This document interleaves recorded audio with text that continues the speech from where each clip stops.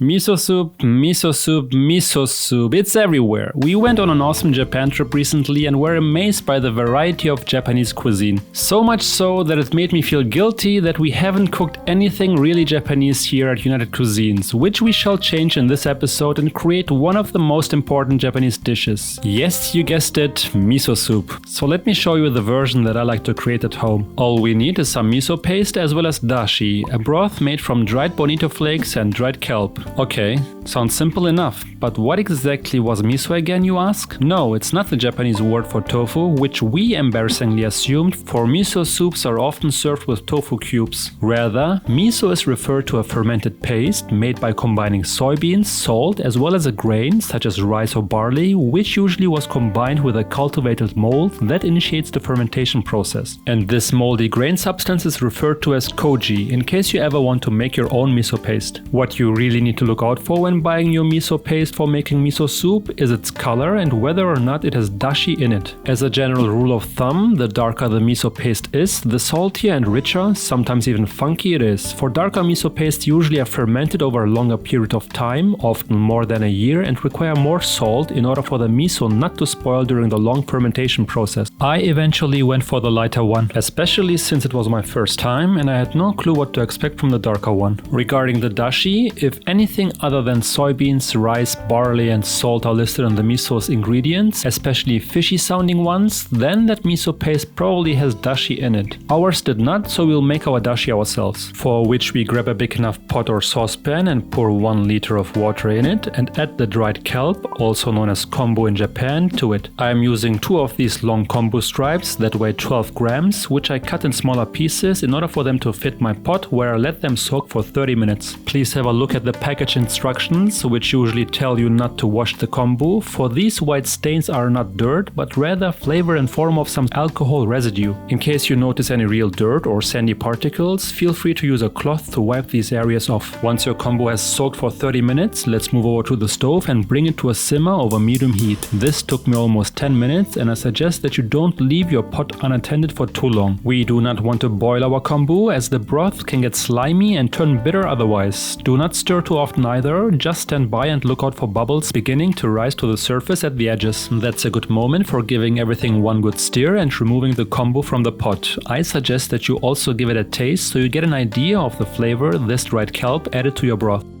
Subsequently, bring the broth to a proper boil and add 10 grams of bonito flakes before reducing the heat to low and letting simmer for around 10 minutes, depending on how strong you want your dashi to be. If it's your first time making it, as it was for me, I suggest that you give it a taste once in a while till it gets a bit too fishy for your liking. Don't worry though, adding the miso paste later on will remove some of the fishiness again. Me personally stopped simmering my dashi after 8 minutes and ran it through a fine sieve in order to remove the bonito flakes. And that means congratulations, you just made your first dashi, which can be used for many Japanese dishes, but today we will use it for around 4 servings of miso soup. So put it back into the pot and begin preparing all other ingredients that you want to be in there. I like to add some soft tofu in order to make my miso soup more nutritious, around 50 grams per serving. Many also like to add spring onions, but I'm not a big fan of pungent oniony taste in my soup, hence I skipped it. Instead I put these long thin mushrooms in there, also known as Enoki mushrooms. They are rather mild in flavor, but more importantly will add some nice texture to our miso soup. And now let's add the miso paste at last. I suggest to add miso at the very end, for miso loses its aroma when boiling. Aroma as in its smell gets less intense. And as we all know, the smell of an ingredient is also important for the tasting experience. How much miso you will need for a liter of dashi depends on your miso's salt ratio as well as your personal preference. I suggest you err towards the lower end of what's suggested in the many recipes posted online and taste the soup while adding the miso paste. Based on my research, I was about to add 4 tablespoons or around 80 grams of miso to my soup,